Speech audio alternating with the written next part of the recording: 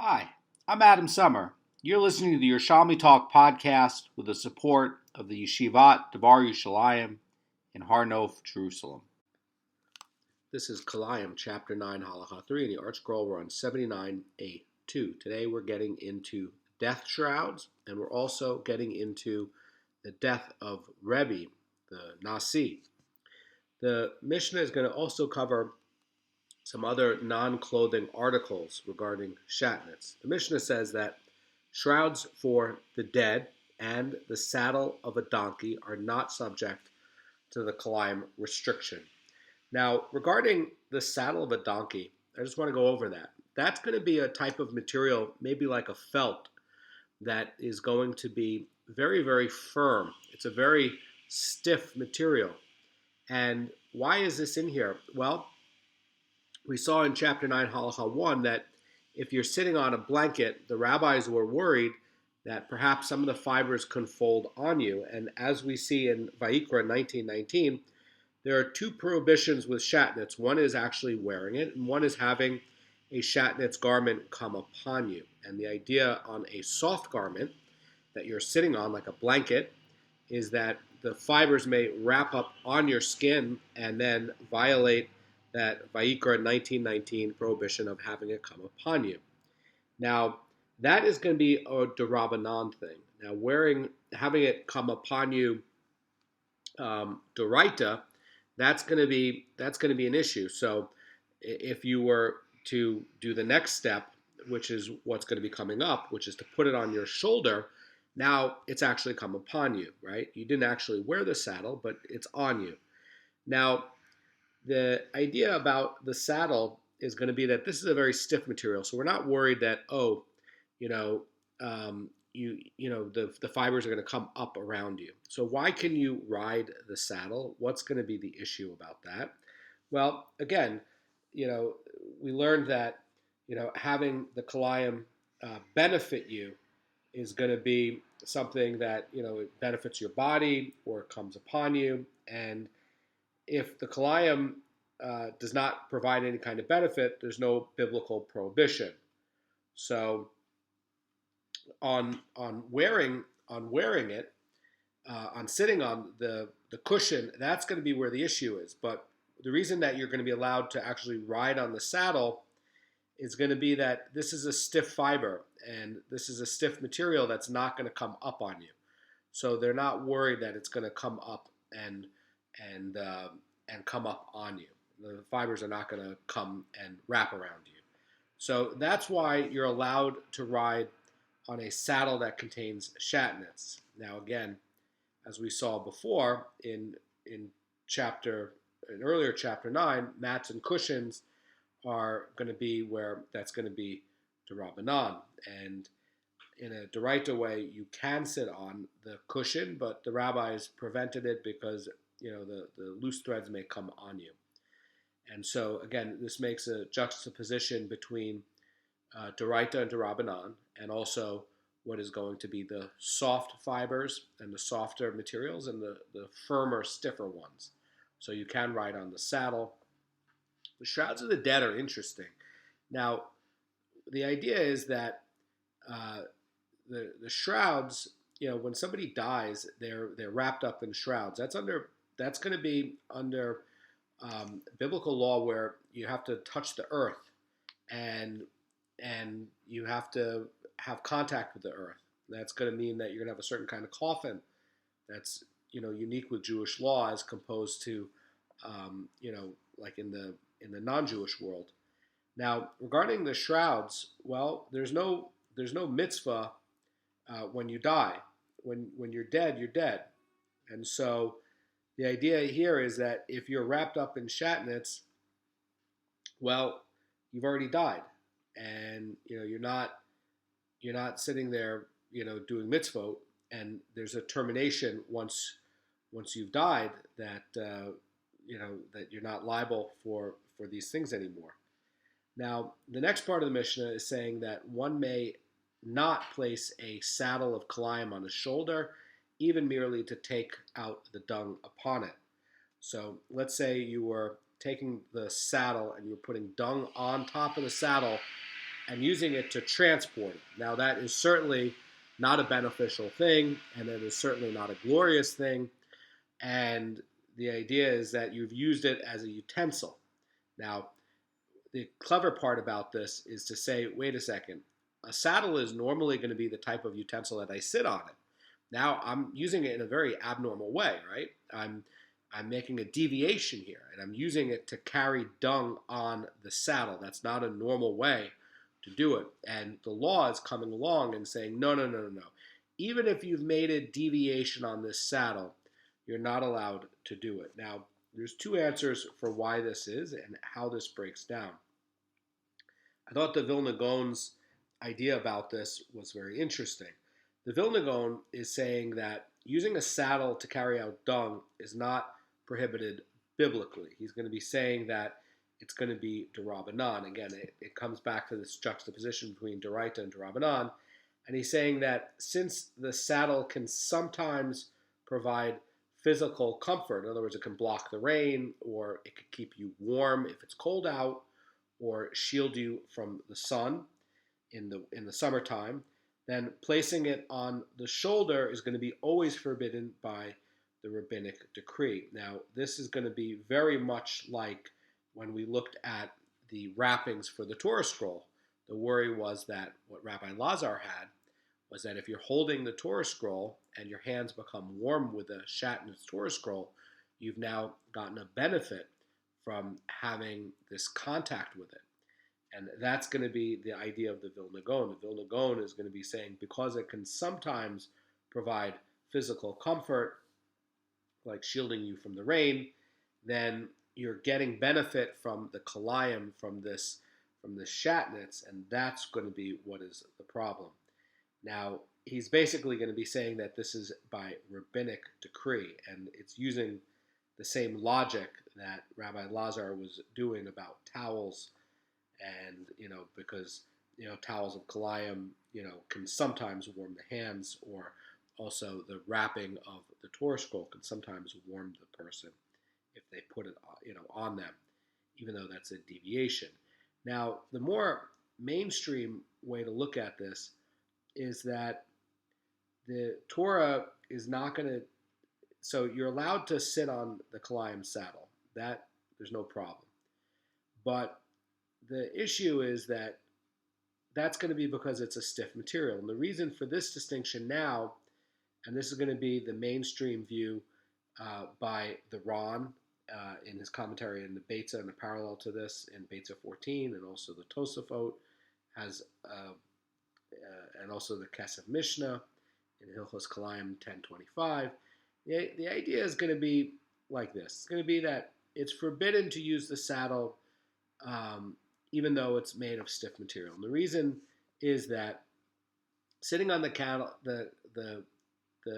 saddle for a Kilayim saddle is permitted biblically, but the rabbis forbade it. They did not impose a decree when the article is a stiff one that it's unlikely to become folded over the person's body. So placing Kilayim on oneself, however, is still going to be prohibited biblically, and the Torah is not going to distinguish between stiff items and soft ones.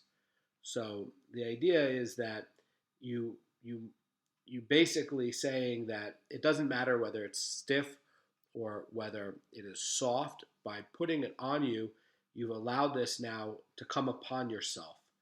And so you're not allowed to place the saddle on your shoulder because you violated a d'Oraita prohibition, which is going to be having Kilayim come on yourself from Vayikra 19:19. So those are two different approaches on it and two different ways to think about it. The Mishnah moves on to the next one, and it's going to be a specific situation where shatnez is going to be permitted. Garment sellers may sell shatnez garments in their usual way, modeling them for their customers, as long as they do not intend in the summer to protect themselves from the sun, and in the winter to protect themselves from the rain and the cold. And the discreet ones do not model garments themselves, but instead hang the garment on a stick behind themselves. So what kind of garment seller are we talking about? We're talking about a guy who is selling Kilayim and shatnez to a non-Jew. That is the case that this is referring to. Why? Because a Jewish garment seller can't sell shatnez material that he knows are shatnez over to a Jew because the Jew is going to wear it. Now, this about the non-Jew being the purchaser is going to be a case where the garment you're selling is visibly obvious to have kilayim or shatnez in it. So in other words, maybe there is a wool border on the linen garment. And why do you have to make sure that it is obvious that you can only be selling garments that have shatnez in it to a non-Jew? It's so that if the non-Jew goes out and resells the garment or even gives it to a Jew, that the Jew will not be accidentally violating the shatnez violation. In other words, he won't have the ability to distinguish maybe how this material is. So you as the original seller, you know what it is, you know how it was made. The Jew that may end up buying it or getting it from a gamak or having it be resold to him, he may not be able to detect it. And so over here, they're saying that this is only going to be in a case where the garment is visibly, where you can definitely see that there's linen and there's wool and there's a segment that has this mixture, like the wool border to hold together a woven dress, for example. So what do we talk about with modeling it? Well, this is going to be where the person is not deriving any physical benefit from it. He's not wearing it, and he's not getting warmth from it, and he's not even getting any kind of honor or distinction from it. That could also be a physical benefit. So all he is doing is putting it on in a way that's neutral, where he doesn't get any warmth or protection from the cold, and he's doing it in the context of selling a garment to a non-Jew, and again, a garment that can easily be detected as a shatnez garment. So what are the discreet ones doing here? Well, they're being very careful. And even today, by the way, you see that there are people that are extremely careful with shatnez, and I think it's a very good practice to do. And they want to make sure that strictly speaking, that even if it's permitted for the garment seller to be modeling the Kilayim garment, even in the usual way, you have people that are more careful, and they wouldn't wear such a garment or drape it over their shoulders. Instead, they're going to hang it with a stick. Why? Rabbi Kanievsky says that about in his Derech Emunah 1077 that they're trying to eliminate any possibility of violation. Now, there's a similar ruling. Garment makers, in other words, somebody who's going to either be repairing a garment or somebody who's going to be a tailor. Garment makers may sew Kilayim garments in their usual way with the garments draped over their laps, as long as they do not intend in the summer to protect themselves from the sun and in the winter to protect themselves from the rain and the cold, but the discreet ones sew them on the ground. Again, we're not trying to get any kind of benefit. This has the same consideration as we had before. In other words, according to the Rambam, it's permitted because it is an unintended thing and they're not wearing these garments. And this is an unintended thing of you're trying to repair something or you're trying to tailor something. And this is going to be a lot like Rabbi Yochanan wearing the shatnez napkin over his clothes. And why is he doing it? Again, it's the idea of a utensil for a utensil. And it's also going to be because he's not using it on his skin. He's not using it for any kind of physical benefit. He's just trying to make sure his clothes don't get dirty. Now, if it comes where this garment that you're sewing is going to be providing you warmth, and now you're going to get benefit from this warmth in a cold day, that's where you're going to have a problem. Now, the discreet ones are going to sew it on the ground. And again, these more careful tailors, rather than supporting the shatnez and the fabric for it on their knees, they're going to rest it on the ground or on a table. And then they're going to sew it. And again, the idea is that they don't want to have any possibility of a violation, and that is admirable and something that we should all strive for. The Gemara talks now about the shrouds for the dead and how they're not subject to Kilayim. And the Gemara wants to have a source why this is going to not be a Kilayim prohibition. In other words, this is being on you, it's being worn by you. So what's the problem? Well, you're dead in this case. So the Gemara is going to look at Tehillim 88:6, and it's going to say, "It is written, I am counted among the dead who are free." And in what sense is a dead person free? It says in that once a person dies, he becomes freed of mitzvahs. In other words, he doesn't have to worry about the observance of commandments anymore. Why? Because a dead person is no longer obligated to observe the mitzvahs. And so then the prohibition of Kilayim doesn't apply to him anymore. That's the insight by Rashi in Sachim 40b. Now, some Rishonim are going to explain that this conversation here by the Gemara is going to refer to the period of death, not the period of life that will follow the resurrection of the dead. And if we would not have a verse to teach us that the dead are exempt from the observance of all commandments, then we would not be allowed to dress him in the garments of shatnez. And the Bavli, in fact, is even teaching in Nida 61b with a similar brisa that this says, in fact, that the mitzvahs will cease to apply in the future era, and the reference is to the period of death itself. That's what the Rashba says. So following this view by the Rashba, someone is forced to say that there would have been a prohibition of shatnez for a dead person. Why? Because maybe the guy is going to come back to life, and he's going to be wearing the shatnez. And so the thing is that this verse is here and is showing that no, where it's saying this word free, ha-pesi, that it's permanent freedom. And in other words, that he's freed and that he will be resurrected in the future era.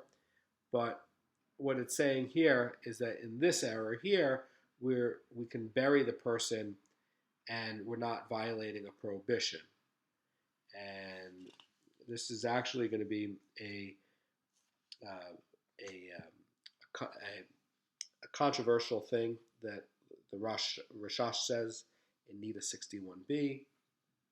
There's a lot of Hasidim that won't look at the Rashash because of some controversy that's there. And this is basically one of the brises and the conversation topics for why Hasidim won't learn the Rashash. But anyway, the idea is that because we have this pasuk here, that in this verse in Tehillim, we know that we're allowed to wear a garment of shatnez, and we're not worried about it.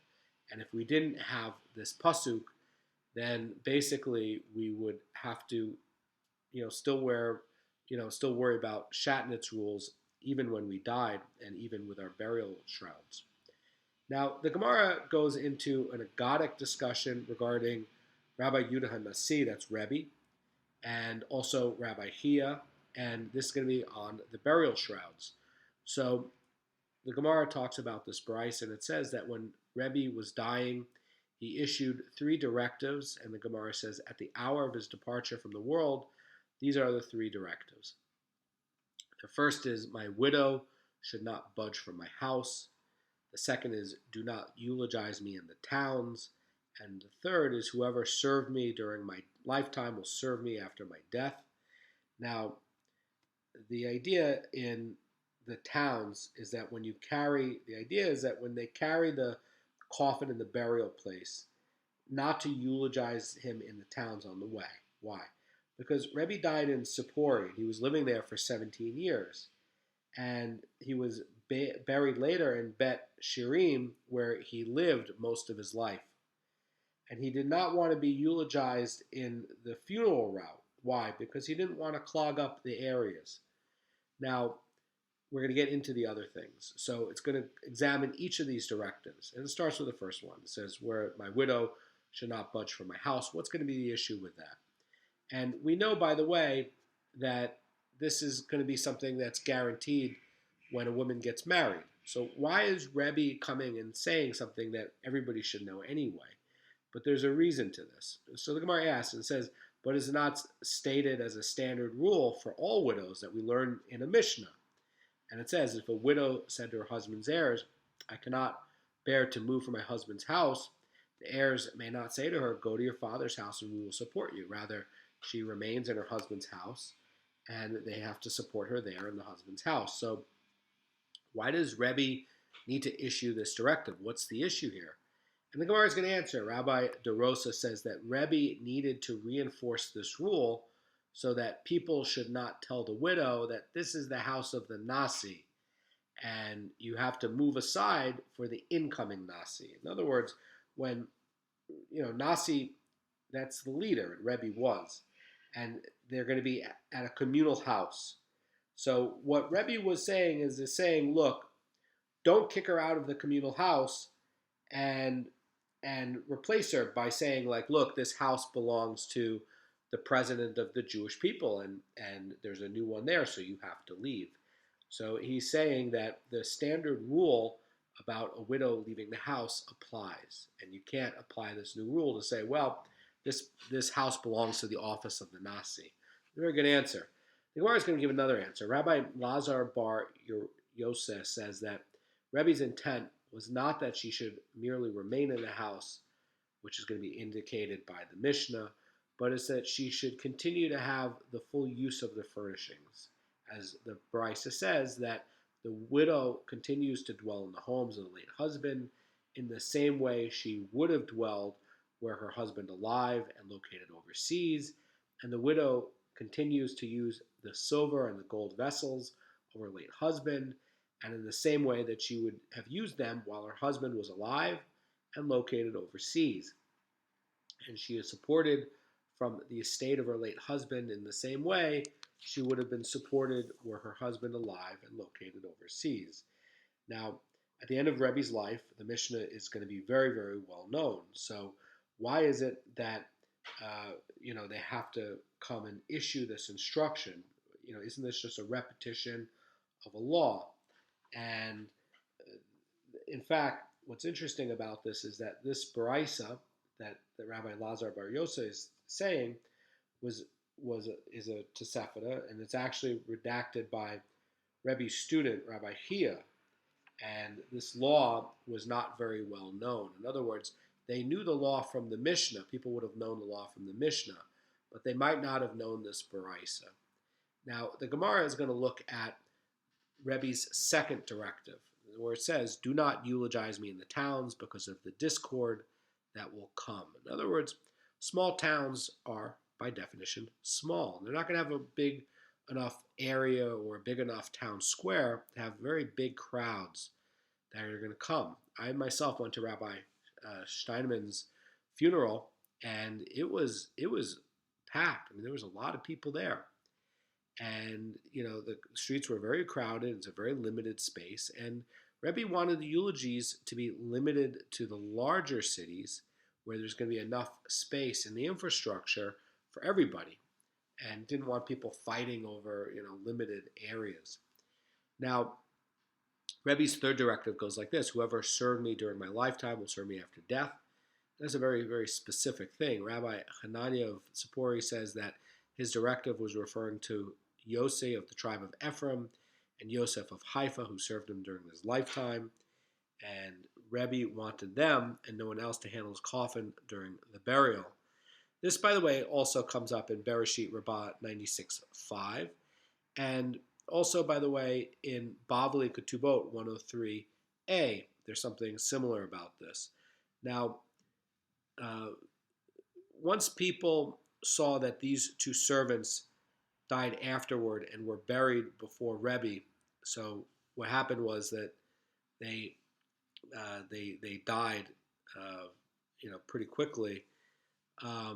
Rebbe realized that they should serve him in the world to come, and that's why this is being written like this. So this is not to say that in the world to come one requires servants to manage affairs. What Rebbe meant was that these men would be a part of his retinue in the manner of an earthly king whose honor demands that he's surrounded by a court, and even if they are not needed to minister to him. But this is also the case in to the divine king, who is surrounded by ministering angels. And the Maharal says that the Almighty requires no one to minister to him, but they form his retinue for the honor of the king. Now the question is going to be arising, if Rebbe is not discussing his burial, but was simply stating that these men should serve him in the world to come, why did Rebbe find it necessary to inform others of this? And the Bavli is going to have a little bit more about it, and it's going to explain that if he remained silent, people would have said that the reason that these men died now is going to be because they didn't merit to help with Rebbe's burial, because they made some sort of sin. And to protect the reputations of these people, Rebbe revealed their fate. So, in other words, these two people died just before Rebbe was dying, and these directives were there, probably before or just around the time that Rebbe was a little bit before Rebbe was dying. This is not going to be like a deathbed confession. And these people were supposed to help, and then they died, and that's why they're phrasing it like this: whoever served me during my lifetime will serve me after my death. And it's also making sure that these people end up with a good burial spot in a way that has kavod for the dead, and also in a way that clears their reputation and makes sure that these people are not like embarrassed.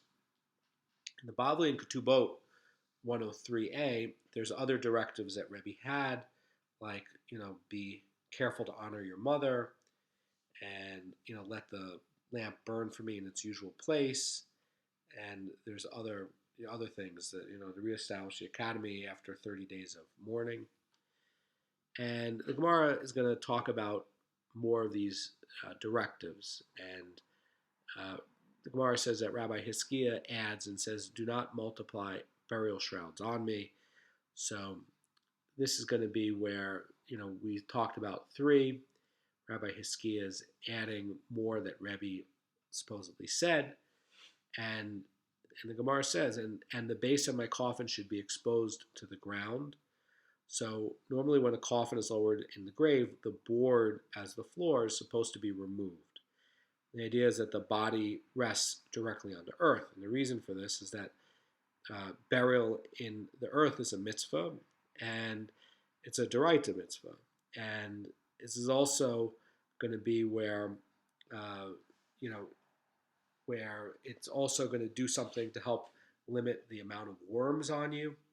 So there's a thing it's in Bereshit Rabbah, it's in 102, in Safe 2, and it's saying whoever increases garments when they die transgresses the prohibition not to destroy useful possessions, because he's wasting these garments, basically.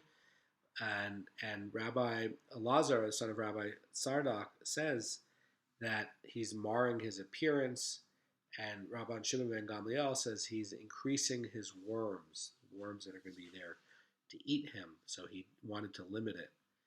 And the Gemara comments on Rebbe's directive not to multiply burial shrouds on him. The Gemara says that some say this statement of Rebbe tells us in fact that Rebbe was buried in a single sheet. And the Gemara notes that Rebbe's directive was consistent with his own opinion regarding how the resurrection will come and how they're going to be dressed. And the Gemara says that Rebbe said that the way a person is dressed when he leaves the land of the living will not be the way he's dressed when he comes back. In other words, how can you be wearing shatnez? Well, Rebbe's point is that when you return, you're not going to be wearing the same garments. And so, presumably when you come back, you're still not going to be allowed to wear shatnez. But his point is that when everybody comes back, they're going to be wearing different clothes. The Gemara says that the rabbis say that the way a person is dressed when he leaves will be the way he is dressed when he comes back. So that's a little bit harder to understand with regards to the shatnez thing. And the Gemara is basically hinting that since Rebbe held that he would emerge from the grave with new clothes, he's also discouraging any extravagance in his burial shrouds anyway. In other words, since he's coming back in something new, don't spend anything more than a sheet on it, because I'm going to get something new anyway. It's a waste. The Gemara has a brisa that is in accordance with the rabbi's view, and there's a brisa that taught in the name of Rabbi Natan that the garment that descends with a person to Sheol itself comes back with him at the resurrection. In other words, that you come back with the same garments. This is very agadic. Okay, there's a resurrection of the dead, fine. How are you going to be dressed when you get back up? What's going to happen? So the Gemara wants to know a source for this. And the Gemara says, what is the source? As it says, the human form is transformed upon death and becomes similar to clay. And then at the resurrection, the dead will stand up as they are dressed. This, by the way, is in Yov 38:14. And we see that a person will be resurrected wearing the clothes with which he was dressed and which he was buried. And the Yafei Marah is saying about this that the body after the resurrection will not be composed of the same molecules as during the deceased's lifetime, but rather will be an exact copy of the body combined with the actual soul.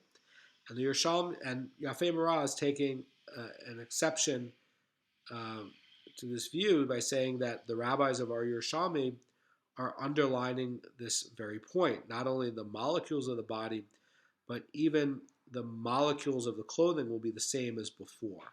In other words, every part of the essence will be the same as what it was. And the question is, what is going to be the exact state when you come back?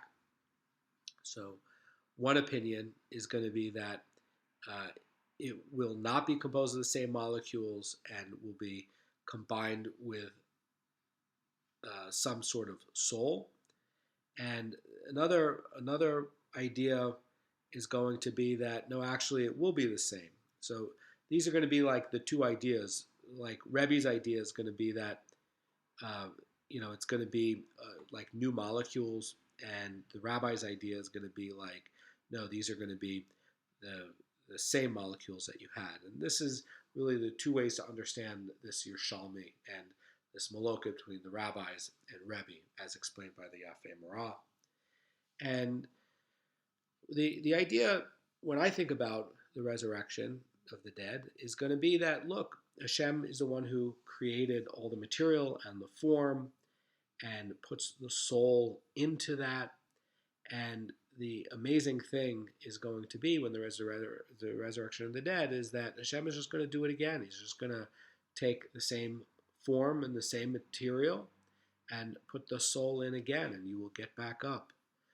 And that is amazing. Now we get to a very famous back and forth between Rabbi and his friend the emperor. So Rabbi had a deep friendship with the Caesar of Rome, Antoninus. A lot of people say that this is Marcus Aurelius, or identifying him as such. They lived at the same time.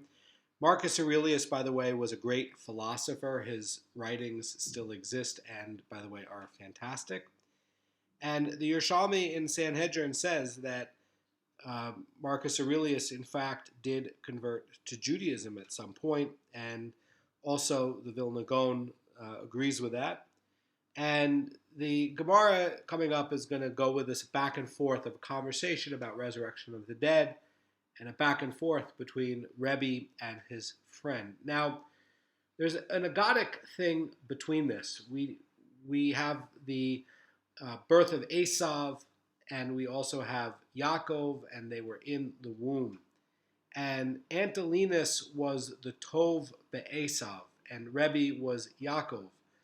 And really, this is going to be a story about the Esav, who some Rishonim say that he was an Av.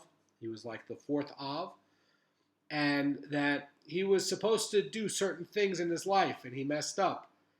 And this is going to be, as some Rishonim are saying, that, and also in the writings of the Ari, that ultimately when Esav makes tshuva, and this is going to be like Antoninus, and this is going to be like Marcus Aurelius. So this very much, and many people are saying that It's very connected to messianic thing, and when Esav makes tshuva, and this is what's happening with this relationship between Rebbe and the emperor. So the Gemara says like this: Antolinus asked Rebbe and says, "What is the meaning of the verse where it says the human form is transformed upon death and becomes similar to clay, and then at the resurrection of the dead they stand up as they were dressed?"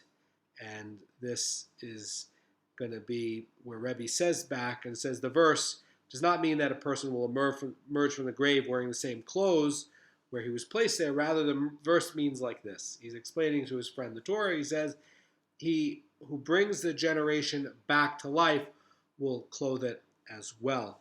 And in other words, that in the messianic process, the Mashiach ben David, who is going to be the religious leader at the time when they have the resurrection of the dead, is going to be also the spiritual leader in that time as well. That's what Rebbe is effectively saying.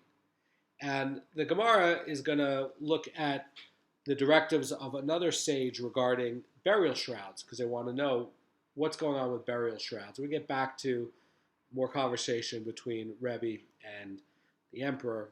Rabbi Yochanan instructed his attendants and said like this, said, "Dress me in gray shrouds, neither in white nor black."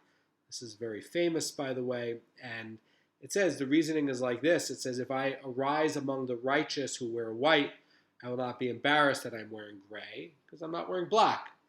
And if I rise among the wicked who are wearing black, I will not appear to be arrogant, because I will be wearing gray. I'm not going to be wearing white. By wearing gray, he could blend into either group. Now, there was a student of Rabbi Yochanan who gave different instructions, and it's going to be interesting because it's not the same as his teacher.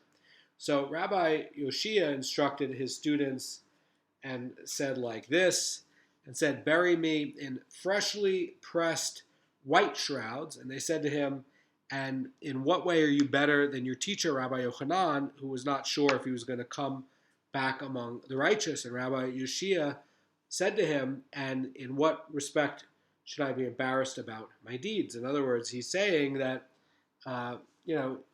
look, I've been following the entire Torah, I've been observing the entire Torah, and I'm confident that I can stand among the righteous in the resurrection. But there's really not a dispute between Rabbi Yochanan and Rabbi Yoshia. They're both having different personality traits and dispositions, right? And they're both following Torah perfectly.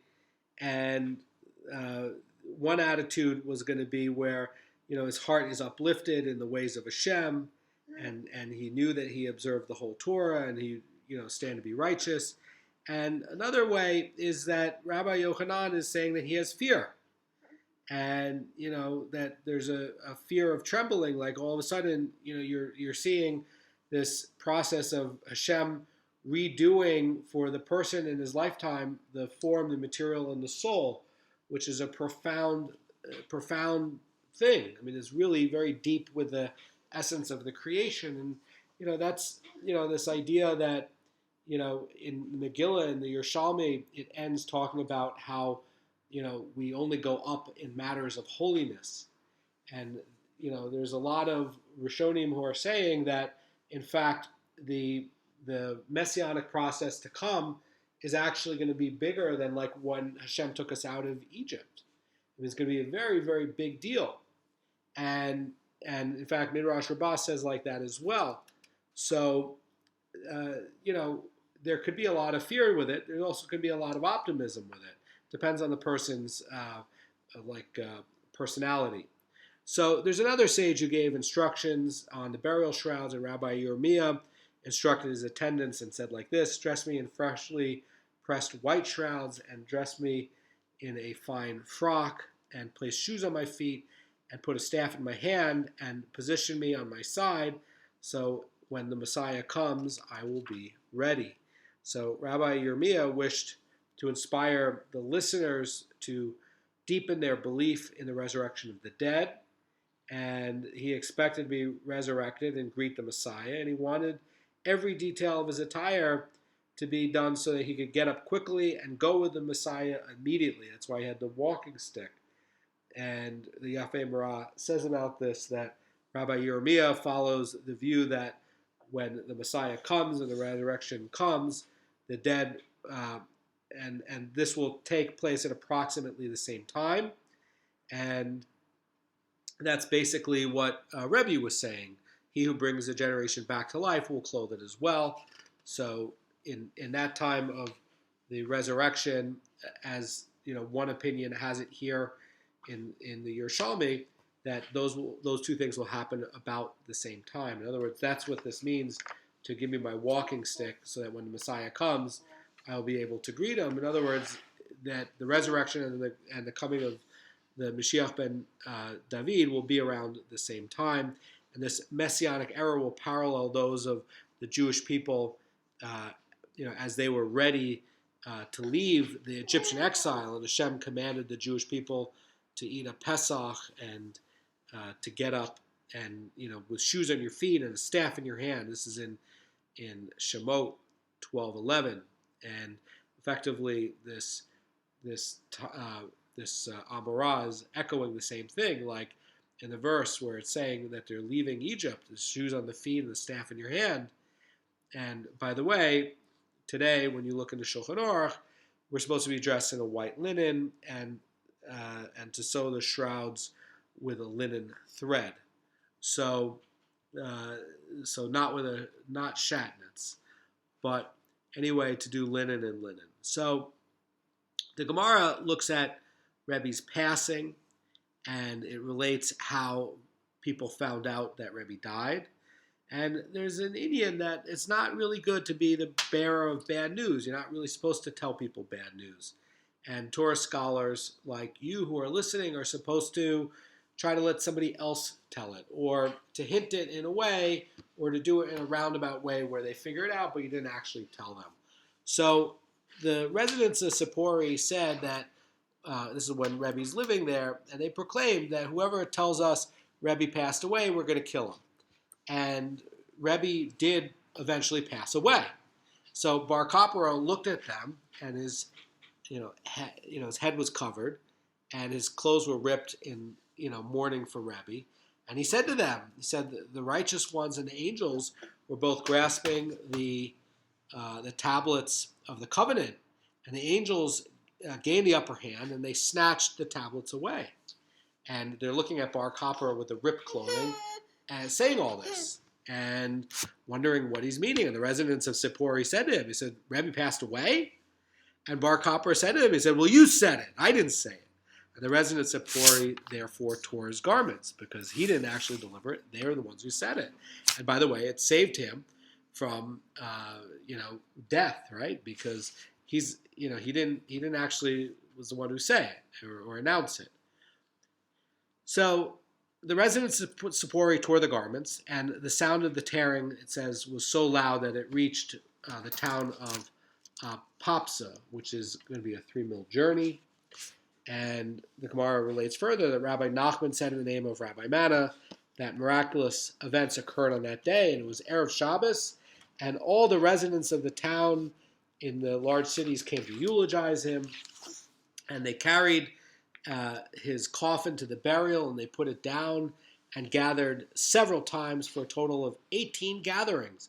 And they brought him back down to Bet Shiurim, where he was actually living for most of his life. And normally, all of this would have lasted well into the night. And in this case, Shabbat would be broken. But a miracle occurred, and the daytime was extended until every single person was able to return from the burial to reach his home and fill a barrel of water and light a Shabbos lamp. And on that day, as soon as that all happened for every person, the sun set, and then the rooster crowed. And when this happened, people began to be distressed, saying that perhaps we desecrated Shabbos. And a heavenly voice came out and proclaimed and said, whoever was not lazy in eulogizing Rebbe, it should be heralded that he's worthy to enjoy the life of the world to come, excluding the laundryman. And there was a certain laundryman who came before Rebbe every day, but that day he didn't come, and he was excluded from the guarantee of the world to come. Now, the Maharal explains that what is the laundryman. He explains it in his Chedushe Agados, and he explains that it's a person who is not an actual laundryman, and that it's saying that it's somebody in a spiritual state that is a sinner, but he's about to make tshuva, and it's conveying the same sense of somebody who's prepared to cleanse his soul of sin and poised to enter in a state of readiness in the world to come. And when the fellow heard the heavenly voice, his sorrow at having missed his opportunity to make tshuva was so great, to make tshuva with Rebbe, that in his anguish, he died of anguish. And what the Rebbe is stating that he threw himself from the roof is not literally that he committed suicide, but that he allowed his anguish to build to a height from which there was no escape from death. And where it says he threw himself down from death, his sorrow cleansed him, and he merited the exalted level for which he yearned. In other words, the laundryman, says the Maharal, is somebody who's about to make tshuva. And so the Gemara continues, and it says, once the laundryman heard this, he became distraught, and when he went up to the roof, he threw himself off and died. And another heavenly voice went forth and proclaimed and said, even the laundryman is worthy of the life to come. And this is an idea that the laundryman had a lot of pain at having missed Rebbe's eulogies, and the Maharsha, in the parallel about this to the Bavli, has a different take on this than the Maharal. He's going to be saying that this sadness brought him to take his own life, and therefore he merited the same reward as others. And the Gemara questions, like not the Gemara, but the Meforshim question, like how can you take your own life? You're not allowed to do suicide. You can see in Bereshit 9:5, the Rashi over there. And so why was this person, if it's going to be like how the Maharsha explains it in the Bavli, going to be allowed to take his own life? And some are going to be saying that suicide performed as an act of repentance is permissible, and that's going to be in Shvuas Yaakov to 111. And so, in other words, perhaps the two ideas are correct. In other words, this guy was, so despondent over his sins and not making tshuva, and being around Rebbe all the time but not making tshuva, that he fell into an anguish, and he had a lot of pain, and he basically died from the spiritual pain of not being able to make tshuva and the weight of his sins. So we're going to get more into Rebbe's life in the next year, and I'm going to take care of Aaron Yudah Ben Edna, who's 1 year old and 2 months today. Have a great day.